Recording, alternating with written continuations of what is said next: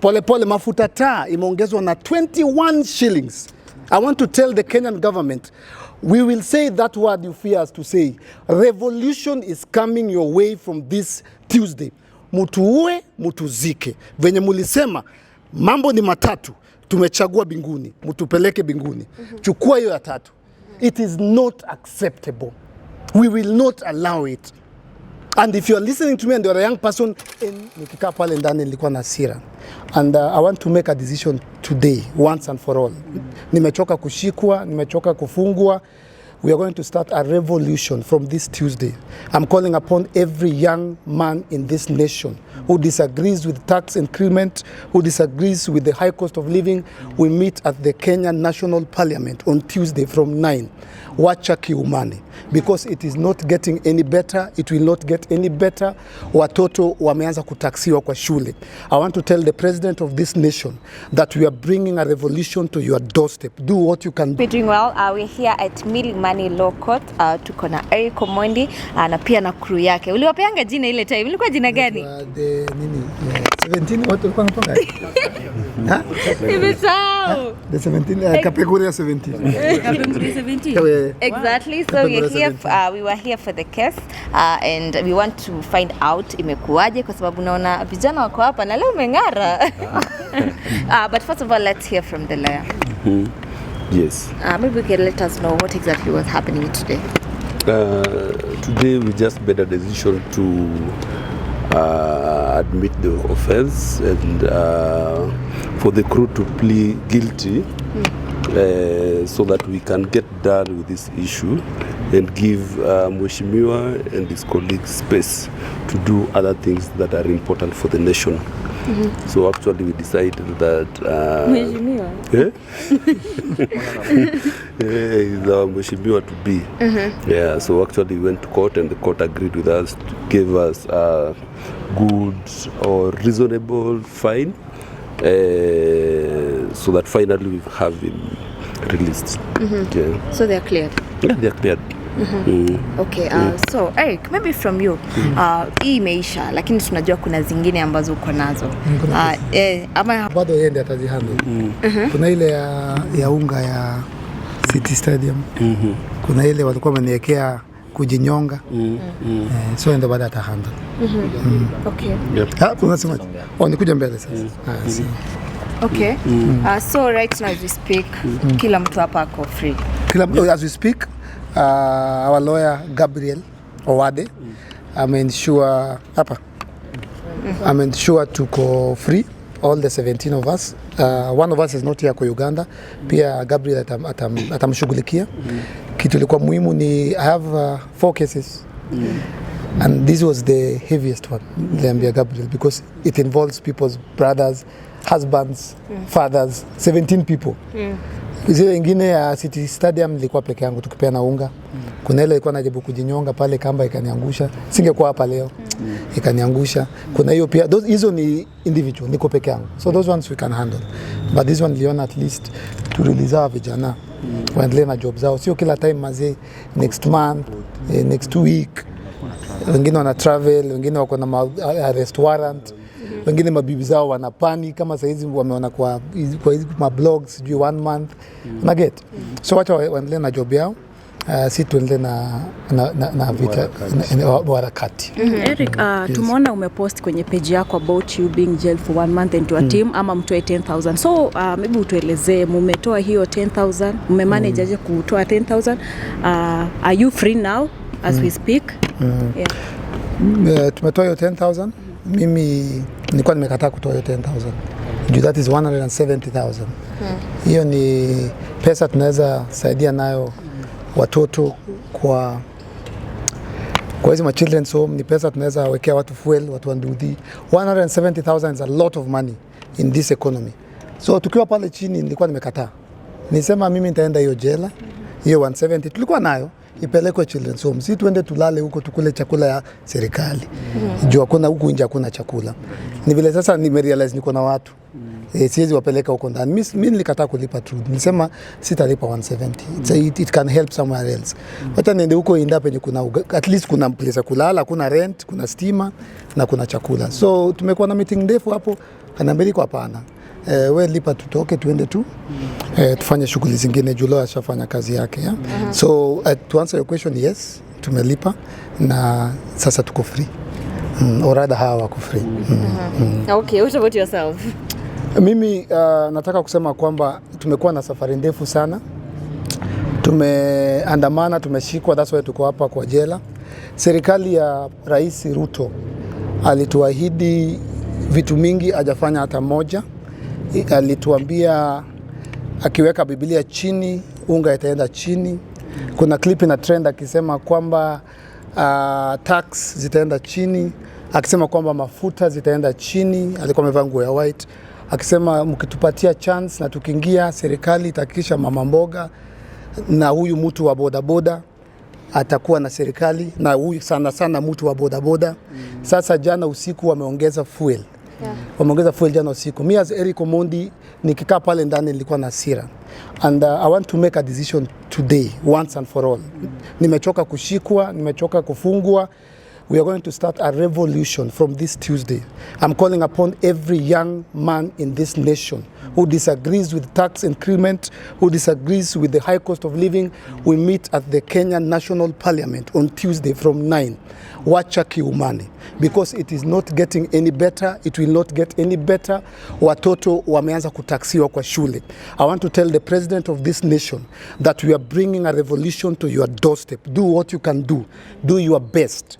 Enough is enough. Those were your own words when you are campaigning. Enough is what you said when you are standing there ukifanya debate. And I'm telling you, Bwana President, enough is enough. And I keep saying that one day, because I'm a comedian, nobody ever listens to me. One day you will realize that we have 55 million Kenyans and there are less than 2,000 government officials in this nation. I am telling you, this coming Tuesday, I'm calling upon every young person, every Kenyan, mama mboga, boda boda, weka fuel kwa boda boda yako, tupatane parliament, because if we do not stop it, something else will happen next week. I keep saying it. If we do not stop it, something else will happen next month. Inaenda pole pole tu. Pole pole. Mafuta taa imeongezwa na 21 shillings. I want to tell the Kenyan government, we will say that word you fear us to say. Revolution is coming your way from this Tuesday. Tuue, Mtuzike. Venye Mlisema, mambo ni matatu, tumechagua binguni, mtupeleke binguni. Chukua hiyo ya tatu. It is not acceptable. We will not allow it. And if you are listening to me and you are a young person, enough is enough. No government is unuprootable. It is constitutional. The people have the power. If you do not listen to the voice of the majority who put you in that office, Trudy, enough is enough. Hii Tuesday tunakuja kwa hiyo nyumba ya Wetangula atuambie amepanga aje. Okay. Kaila, how old is my daughter? Hata hajaanza shule, ashataxiwa swimming pool. My daughter Kaila will not walk. Trudy, I promise you, Eve Mungai, mtoto wangu atatembea, venye mtoto ulan kutembea, I will not allow atembee in this nation na hizi taxes zinaenda juu. Okay, of course we've seen you do this. Yes. It's not going to be the first or the second time. We've done it over and over again. Yes. And nothing happens. Actually, the only thing that happens is we see you arrested, unashikwa na watu, unatoka, like imekuwa tu mazoea. What is going to be different this coming? It has to be different. If I agree with you, when you do something the same way over and over again, you cannot get any different results. Yeah. And you're right. This time it must be different. That's why I'm not afraid to use the word revolution. That's the only thing that will help us. It will never change. Eric Omondi protesting, Eric Omondi arrested, Eric Omondi released, Eric Omondi, it's the same old. And every time I go to demonstrate, apart from these guys, I always go alone. Nikienda kupeana unga nilikuwa peke yangu. Nikienda kujijonga nikiwa Kisumu peke yangu. For the very first time I'm going to call upon other young people. You know, you are reading newspapers. You know what happened last night. Watu wa boda boda, nyinyi ndio mnaenda kwa Shell na Rubies na Ola. Mnajua penye na wauma. We must stop this now. It will only get the dalili ya mvua ni ile tu mawingu. Imekuwa tu kipanda. Finance bill ilipitishwa. Juzi tumeona Moses Kuria akituambia ati he has time tuende Ruiru. Yeah? Akidanganya on national. Kudos citizen. God bless you. may God bless Citizen. Pale tu akaenda naye akidanganya ati mafuta ni 230. Wakasema Sam Gituko akasema let's go to Eldoret live kwa supermarket 347. During Uhuru's government kulikuwa na shida moja. Kama ni fuel tuna deal nayo. Kama ni stima, hii ya government ya Rais Ruto ni stima, ni mafuta ya kupika, mafuta ya gari. Hii bado ni watoto ni every tax, yani kuna article nilikuwa nasoma jana wana tax every single thing. So if to answer your question, I cannot do it alone. We are going to rally, we are going to call upon young people and old if they want to join us. The only way they will listen is if we join and unite and say no. And the place is parliament. Hapo ndo wanapitishanga finance bill. We are coming there, bwana speaker Wetangula. Last time we came na hawa ukatushika. Sasa tukuje wewe ufanye, wewe tushike, wewe tupeleke binguni. Do your worst. Because mimi niko na mtoi wa kulea maze. Sasa Lina kwa nyumbani tena ananicall babe unaenda sijui unafungwa one man ambaye hapana natoka. Hata nenda amefanya nitoke. We have things to do. Venye leo amesema. Mimi niko na comedy ya kuchekesha watu, niko na mtoto wa kulea. Siwezi shindanga ati naandamana na shiko na we must have one solution once na iko hapo parliament. Tupatane parliament Tuesday 9. Sasa tuende tukiendanga. So Eric, tunajua in whatever someone does, of course kuna either tutashikwa ama kuna kitu tutafanywa. But you promised kuwa Jumtoi amekuja utajipatia 3 months break before ingie kwa hizi story tena. And then to ask the second question yenye watu wamekuwa wakiuliza sana, that where do you get time to spend with your family because you always out, uko pale, uko hapa. Yeah. Unajua ukiambia watu ati ndarudi home next week. Ukiambia wife wako nitakuja home next week. Alafu wife akwambie, kuna nyoka imeingia kwa nyumba. Una cut everything ulisema unakuja kutoa hiyo nyoka. So mimi nilisema nitachukua break ya 3 months. Nikichukua break ya 3 months mafuta ikaenda juu. Una get? Nikichukua break ya 3 months stima ikapotea. So the more nachukua break ni Kyland anaumia. The second question is ufanya shift. Lina anafanya daytime. Mimi nafanya usiku. Mimi hufanya shift ya usiku. So mufika home naoga. Wewe kweli Lina kiniona anasema it's your turn. Chukua mtoto wako. So naitanga jana pump, ananiacha hapo na mamaziwa. Mimi napiga tu shift yote. Akiamka 3 niko hapo na yeye. Akiamka niko hapo asubuhi na wahepa. Kasa hizi niko hapa. Nikitoka hapa naenda kuoga niingie shift. So silalangi. Kulala ndio silalangi. Kulala ndio silalangi juu tulala mbinguni hiyo mbinguni ya President Ruto. Okay, and does it mean now you've shifted your attention from tumekuwa tukiona ukichangisha and everything and now you're back to maandamano? Yes, we're back. Maandamano is officially back. Listen to Eric Omondi. Maandamano is officially back from Tuesday. Tutaisukuma mpaka serikali mtushike mtuweke ndani. Mkituacha nje every time Eric Omondi yako nje. Maandamano is unajua hizi vitu zimeenda juu, maandamano ilienda chini. That's how government work. Awamenyamaza ongeza. Umenyamaza ongeza. Naona huyo ni governor wa Central Bank, I think Tuue na watoi. So maandamano is back. Maandamano is officially back. We are back to the streets. We are from Tuesday 9 a.m.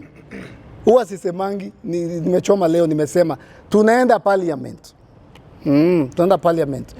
Hizo tax watumie sasa pia vizuri kwa hizi vitu zingine. Okay, what about your fundraising program? Ilifika wapi? You had 4 days of fundraising. Yes. Throughout watu walitaka kujua pesa ilipatikana, kama ilipatikana inatumika wapi?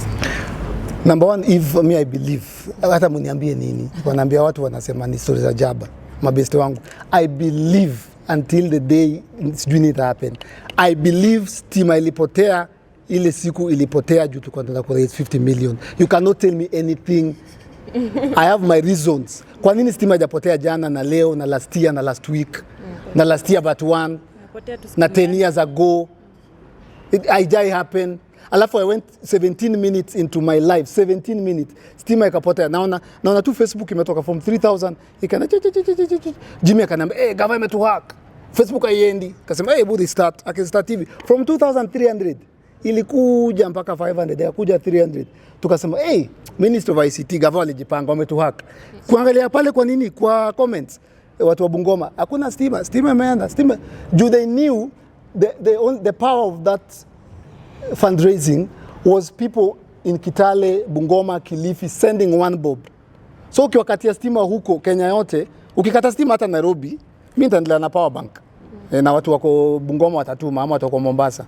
I believe because kwa nini stima ikupotea jana? But why would they do that? Because I believe the fundraising was about kusaidia watu, hiyo pesa ilifanya. Umesema nini bro? It's called sabotage. The government health system is not working. Watu wanakufa na makansa, na kidney failure, hospitali haziwork, hazina madawa. So the moment Eric Omondi raises 50 million because we believed, tulikuwa na mpaka watu kutoka US, I think wako na intelligence zao, wanasikia kama phone call zangu. So if Eric Omondi can raise 50 million within one night, then Eric Omondi will expose their rot. Mimi nikichukua ile mtoi nimpeleke India, nichukue mama nimpeleke Kenyatta, chukue huyu ni watibu, na expose the fact that hawawezi fanya hivyo. So it exposes the government. So the government comes and sabotages. Hakuna venye mtaniambia, hata walichoma, wangengoja hata 3 hours, hata midnight. It was 17 minutes. Niliangalia hivi. Tulianza nika-introduce, nikaona kwa comments. Hakuna stima, nikaanza kutrend Kenya Power, KPLC, nationwide.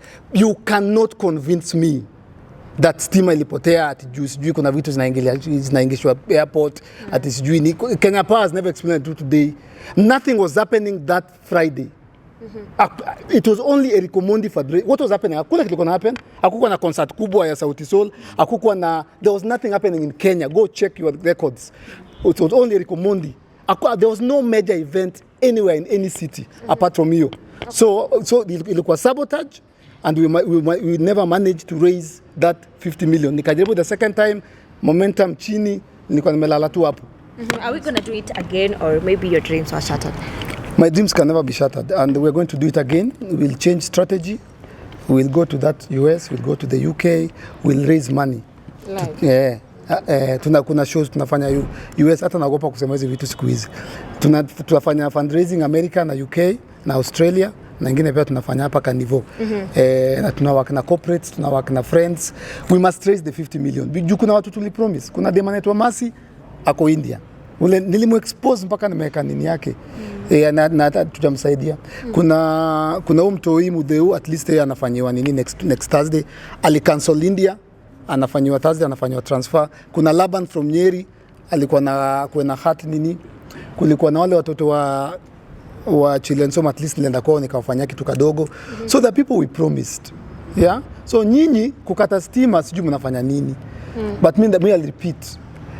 Kenya Power ama Kenya government walikata stima juu ya live yangu. Mimi naambia kitu najua. Okay. There was no other thing. A few number of Kenyans wanted to know how is this money, the accountability, hiyo pesa yote kichangwa, how will we know hii ilitumika hapa, ilienda hapa? Pesa tunatumia, sisi ni watu tunaelewa how life works. Tunaelewa baraka zetu na tumebarikiwa na pesa zetu. And we will account for every coin. And the best way to account for money is first to do what you said. Accounting sio ati tulikuwa na 50 million 300,000. The first accounting is kulikuwa na mtoto alikuwa na kidney ameenda India ama amekuwa transferred, kulikuwa na mtu wa heart transplant. Tukishafanya hizo, hiyo ndio, that is the first form of accountability. Eric alifanya kitu alifanya, wacha zile za kina BN za how much money. Saa zingine kuna watu walituma do wengine hapo hiyo siku ya stima kupotea. Kuna pia production, kuna hata tunataka kufungua eneo wa Mkenya. Kuna pesa itatumiwa ya kufungua tu eneo wa Mkenya na offices, na kuweka secretary hapo, na kuweka daktari hapo, na kuweka watu wana receive cases. Juu pia kuna watu wanaweza kudanganya, anakupigia na kuambia ni mgonjwa na si mgonjwa. So this money will be accounted for. Tukifungua hizo offices kutakuwa na specialists, kutakuwa na office receptionist, natakuwa kuemploy madaktari hapo. Pia anatuambia huyu hapana, huyu ni anadanganya, huyu ako genuine. So your money will be accounted for. And I notice too, unakumbuka nikianza na Mambwembwe, nilikuwa naenda Lang'ata, women's natoa watu, naenda Nairobi West, naenda Mombasa. Hiyo wezi, hawezi hata ukue billionaire, hata ukue Wanjigi, hata ukue Chris Kirubi, pesa yako itaisha. So nikarealize ndasota na mimi sasa Lina alikuwa na ball. So nikarealize na Zambia wa Kenya watume one bob. Na wanatumanga baadaye, wanatumanga sana. And I think gava ilikuwa naona hiyo trajectory. Hivyo walinizimia stima. Kuna vitu mob sana, walikuwa naona watu tumado. Last time nilifanya fundraising ya Mudeu, nilikuwa niende mpaka midnight. By 10 walikuwa wameraise 1.8. Nilifunga vitu wangu nikaenda home. Kenyans send money. So we'll do it again. They'll send again. We'll fungua Inua Mkenya because saizi tunasema ni sisi kwa sisi. Government tutoka. Okay, Eric. Of course, tukizungumzia kuhusu historia ya maandamano, we have seen the leader of opposition doing the same, but for now he's no longer doing the maandamano. How are Kenyans convinced, how will they be convinced that Eric Omondi's maandamano will be different, and probably itafika mahali pia unyamaze tu vile the opposition leaders kept quiet? Raila Amolo Odinga, honorable former prime minister, usiwai hata siku moja kutoka kwa nyumba yako ukienda maandamano. Umefanya yako, God akubless. Raila Amolo Odinga, enough. It is time for Kenyans, not Raila. Raila tulia. It is time for young people. Na plug, and that's the difference. Now we're going to call upon young people. We're going to call upon young people. Juu saizi serikali imeamua sisi tuko bottom, hao wako up. Literally. Sisi tuko bottom na Rais Ruto na watu wake wako up. Wameachieve bottom up. Raila Amolo Odinga, I'm begging you as your small brother or young son, don't ever andamana again. You are a statesman, you are a freedom fighter, you are a liberator, you've given it your all. Wacha sasa tupambane na serikali ya Ruto. Wacha sasa, wanasemanga wisdom is to the old and strength to the youth. Baba tulia.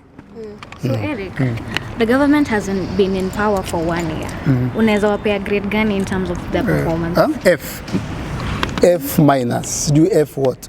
Could it maybe we're not patient enough because inasemekana the previous government pia haikuacha mambo ikiwa vizuri? Hapana.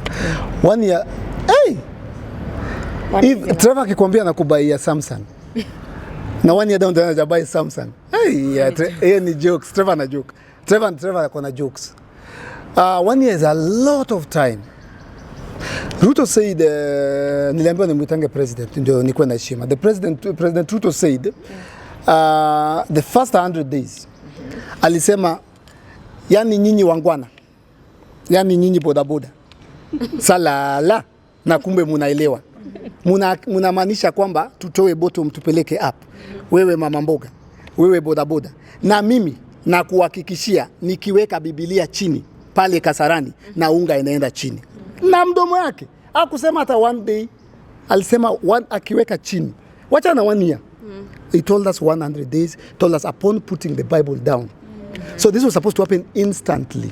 And the president has the power if today kuita press conference state house pale kwa ile mlima.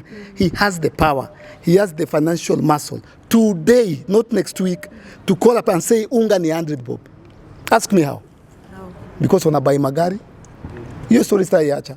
Walibai magari za 802 million. Walibai Mudavadi na Gachagua na president na Masies. The president, what the president can do, Wakenya wanaumia. Call a parliamentary group meeting. Wacha nimpatie ideas. President achukue half salary. President analipwa 2 million. Achukue half salary. Ministers wote akina Kuria wachukue half salary. MPs wote wa Kenya Kwanza wachukue half salary. My MCAs wote wachukue half salaries for only 5 months. Only 5, not 1 year. For only 5 months. Unga itakuwa 100 bob kesho. Alafu awache kuleta pikipiki za stima. Juu stima hata imepotea. Stima hakuna ya ukweli, imepotea. Nilikuwa Kisumu wanakuambia 3 to nini tarudi time. Hatuna stima. Priority. Venye Uhuru alikuwa nafanya nini? Sijui mnaziita subsidies. Mtu wa boda tu apate unga. He has the power today. But priorities zimeshift to pikipiki, gari za nini, gari za nini. So he has the climate change. Tuko sawa tu na ijua. Tuko tu sawa na mvua. Climate tuko sawa, tuko na maduve. Kitu hatuna ni unga. Hiyo climate nini, ile pesa government tumia, nikiwaambia hapa mtangusha hizo cameras, go Google.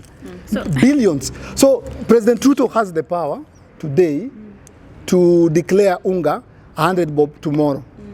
Naambia EPRA nini, mafuta taa irudi chini.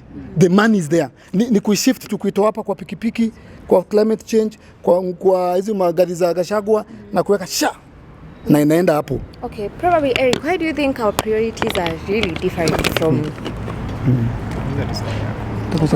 Eric, my question to you. Yes. 2 days ago we saw you with Mama Ida Odinga. Yes. And recently there have been talks of Jalango being expelled from ODM, and people are really championing for you to go and fight for Lang'ata MP seat. Do you have interest in vying for a political seat? Now things have changed from the moment I walked out of that door. We're not going to be talking about seats and elections and Jalango and Lang'ata. No. Umesikia hivi ameniuliza hapa kama maandamano imerudi. So tunarudi back to the nation. Kulikuwa na conversation na Lang'ata, nimeisikia sana, hata nimejibu juzi airport. Hiyo imeisha. Tunarudi sasa kwa unga. Okay. Tunarudi kwa stima na petroli. Mpaka mwisho. Okay, my question was, why do you think our government and sisi wananchi wa kawaida, the priorities seems to be very different? The priorities. Yes. For them it's about the climate change, for us it's about food, electricity and such things. Mbona hatupatani kifika kwa priority? What the government is doing, let me help you understand. Gava inachoma hapa. Gava is like a parent with 3 kids in a house. Hawa toi Gava niyo parent anakuja nyumbani, ameletea mtoi laptop, baiskeli, mtoi alipass exam, ameletea baiskeli, amemwekea wifi, akamletea laptop, akamwekea Netflix, akabuy carpets, unaget, akabuy heater, na kuna food. Unaget? Hizi ma climate change, electric bikes, hizi ni budget. What Kenyans need is food. That's why wanafanya housing. Sijui housing levy. Yeah? Priorities when you say even ni wrong. That's why I'm telling you, pesa ya unga na pesa ya mafuta kupika iko ni vile iko imewekwa kwa bajeti ya pikipiki. Watu wanaleta matenda za pikipiki, matenda za electric cars, matenda. Focus is wrong. Mimi sitaki kuona president wangu akiendesha pikipiki ama gari ya electric Mombasa Road. Nataka kuona president wangu akiflag over 1,000 lorries zimebeba mahindi na unga zikipeleka Turkana. Nataka kuona president wangu akienda Kenyatta National Hospital akisema watoto wote wa cancer, juu nimeenda hapo, na wa kidney, pesa yao imekuja, hizi vitu nalalanga usiku, imekuja 300 million wa offset. Nataka kuona president wangu akienda akisema watu wenye wameshikwa kwa jela for petty offenses amewa offset. Sitaki kuona president wangu akiita president wengine who are doing better than him awalete hapa KICC waanze kucheka na kina Larry Madowo about English, Kiswahili, wanapiga vipindi, wanakapoa, wanakunywa mamaji, watu wanaumia. Unga, mafuta, basic needs. Wachana na luxury. Nyinyi mnaleta pikipiki za stima, lakini watu kutoka Kibera wanatembenga kila siku kutoka Rongai. Kuna mtu anatembea kutoka Rongai mpaka industrial area na complain anatafuta unga. Basic needs. Chakula, which is sukari, unga, mafuta, stima, fast. Sasa wewe unaleta pikipiki, unaongeza mafuta. Wewe unasaidia usaidii. You are a parent who is giving the children luxury and they are dying of hunger.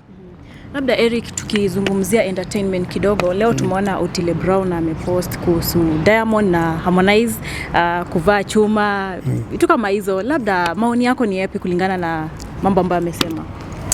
Otile kwa sasa nimeona nimecheka kidogo. Nimeona amesema pale msivae mabati. Yes. Ameta mabati. So utapata cancer ama ni tetanus. Yeah. Otile kwa right. Juu pia unacheki mi pia I'm still an entertainer and we advocate for showbiz. We also advocate for originality. Kama ni kiatu ikuwe ni kiatu. Kama ni Nike iende hivi, isiende hivi. Una get? Hiyo shida imekuwa sana Tanzania pale. Mimi ni Mtanzania naijua. Maybe is it part of their brand according to you? Wewe umekuwa pale wanakukubali sana by the way. Mimi Mtanzania na nitakwambia ile ukweli kabisa, mabati ziko mingi Tanzania. Mabati mingi sana.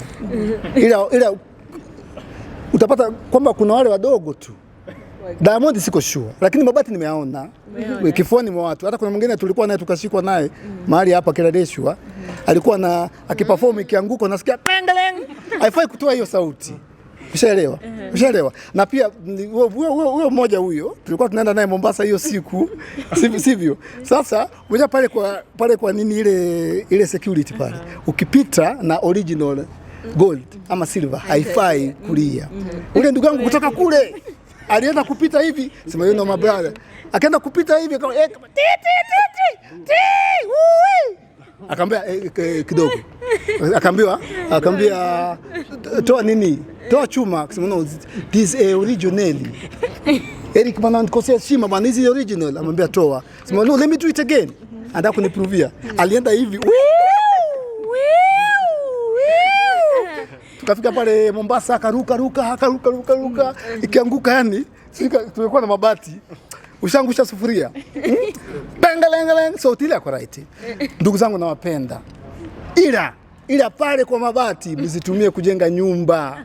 Shaelewa? Okay, now that you're talking about Tanzania, kumekuwa na vita kati ya ilianzishwa na Calligraphy, a good friend, kati ya rapper wa pale na marapa wa hapa kwetu. Na ilitembea sana. I know you have huge audience there, but I'd like to know between marapa hapa kwetu na pale, wageni wako Saru, umesikia Saru? Imeweza. Saru alifunika. Kenyans won. Wakenya tulishinda vita. Tulishinda kikombe. Manake Calligraphy kwanza yake hata wasikii. Wanaambia Eric anasema nini pale? Ile second verse bwana, sijamuelewa. Wanakuuliza anasema nini? Eric Calligraphy ile anaenda haraka sana. Unajua Calligraphy anasema hawasikii. Na ni kizungu. Ni matusi nini? So I let the win. Lakini pia Calligraphy na us to give me credit. Because when I told them showbiz, walisema waachia tufanye kiki, tunafanya muziki. What he did was showbiz. Na alikuwa anatumia the word waamke wamelala. That is my trademark. I can sue him for that. Ile time nilikuwa naomba wewe unapenda makipindire, si tunaimba. What Calligraphy did is what I was fighting for then. Una get? And it worked. So mimi nilisikia poa kama baba yao, kama mama yao, kama hiyo kitabu walisoma ni mimi niliandika. But it really worked. But Kenyans apart from Rosary, Watanzania tuimbe tusirapu. Naomba tusirapu, tutumie ile strength yetu ambayo ni kuimba. Umesikia rapu zao? Mimi hapa, wewe pale. Sisi kwa nini nyinyi mnakuja huku? Ila nyinyi hamtujui. Sisi hiyo ni kuongea. Nini muongea tu? Mnapiga story, ni uhondo mnatupa. Ile ni uhondo. Wewe msikize pale Saru. Mimi wamenipigia wangapi wakasema Eric Calligraphy asema nini? Ule ako tu hapa hivi, ushaelewa. So Tanzania hizo mbili tu. Mabati tujenge nyumba. Alafu tuimbe ama namna gani? Okay, maybe the final thing, your good friend Bien, amepostiwa pale kwenye Nairobi Gossip. He was involved in an accident, but ameweza kusema yeye ako sawa. Maybe a word to him. Pole sana Kipara. I know you're safe. Umesema hapo God did. Mazi accident ni kitu mbaya sana because anything can always happen. So for once nataka kumwambia mazi utakuwa sawa. Pole sana. Ukitaka nikuchangie kutengenezea gari nitafute. But ni boy wangu nikitoka hapa nitamcall. But your statement ameweka hapo ni very nimeifeel kusema came out alive. Musemanga anything can happen, so you thank God. Alafu unaendelea na maisha. So umepewa second chance, And Solfest is coming up. I interviewed him recently and he said hako sure wewe unaweza fika pale. Akakudanganya alikudanganya ati nilikuwa na mbege kwa ungemwambia tu hizo messages. Bien likes to turn things inside out. If Bien ever tell you something about Eric, you kitu nakwambia weka hii opposite. Ati nilikuwa nambembeleza, nikamuomba. Si nilikuwa hapo, unakumbuka nikizibwa? Sienda alituma watu wanikataze. Si nilikuwa hapo nje for 1 hour. It was Bien alituma watu wasema Eric asingie hapo. I was there for 1 hour, almost 1 hour 30 minutes. Nilikuwa na ma security wangu. Ni Bien alitumana Eric asingie. Sasa anasema ati Harmonize. Na mimi nikamtext nikamwambia bro, unanifanya madharau na nitaingia KICC. Na nikaingia. Na Bien akaanza hata nimesikia alifire watu. Alisikia sijui kuna ma security wawili walikuwa fired, team yake walikuwa na whole meeting. Ask Bien akwambia. There was a meeting the following morning about how and why Eric Omondi entered. And are you planning they even don't give an official statement. Nakumbuka? Yeah. Are you planning to go to this one that is coming up? Where? Solfest. Solfest ndaenda nataka kwa stage wakiperform. Ndaeka hapa kiti hapo nikae. Bien lazima ajue mimi ndio mwenye industry. So yeye akubali tu. Na mimi nianze kutushikane mkono tu shake na nimsupport. Juu akinifight mimi ndaenda extreme. Nitakuja ndamwambia sasa nitamwambia solo akiperform nitakuwa nimewekewa kiti ya king. Wakimba. Wakimba hivi na katibu kadogo na juice na chai na mkate na mayai. Waziki wakimba hapa mimi nimekaa hapa na naangalia hivi. Alafu mimi utakuwa nasema next sasa muimbe Suzana. Alafu hivyo na wewe utaselect. Wewe nasema Bien atoke kidogo awe kuja. So pia ni boy wangu lakini asifanye walifanya last time. The truth is he stopped me and I was outside. There was out of fighting and embarrassment. Tulikuwa na nani? Huyu demo SPM anaitwa nani? Si Liz. Betty can tell you the story. Kulikuwa na vita hapo watu wangu. Na wakwambia Betty alikuwa anasema nini? Nikishout, sema Eric sio sisi ndio pigia Bien. Ni Bien. So my point is Bien tried to stop me from entering using security and his team. Niliingia. So yeye akikuwa smart. Event iko when? Atume VIP. Tickets 4 zangu. Unaget? Alafu akuje public nasema I've invited the president of entertainment who will be the guest of honor at this. Hivyo tu. Matatu ni za nani? Moja ni yako, hizo zingine moja yangu ya Lin ya security. Kaila hizi kuja kuweza kelele za nini za kina Bien. Mi yangu Lin na security wawili. Security wawili tu. Na waniwekee mahali na waseme the chief guest. Does that mean you cannot support them? Unajua saa hizi tickets kwanza ni 20,000. Alafu akasema sikubuy tickets. Bien. You know vita ilianza akibeti angekuwa hapa. Vita ilianza juu tulifika nikatoa tickets. Nikaambiwa you can't go in. Nikasema these are tickets. Watu wangu wakasema tunaingia ama mtu refund. Bien akasema bali ukweli akasema tu refundiwe. Hapo ndo nikasema sitaki pesa naingia. Ni vita ilianza hapo. So I'll support them. I'll buy. Mi kubai si mimi sasa nijibaie. Naza buy ya watu. Na I'll support them. Tickets ni 20k VIP. Ama show yote ni 20k. VIP. Na hiyo nyingine ni how much?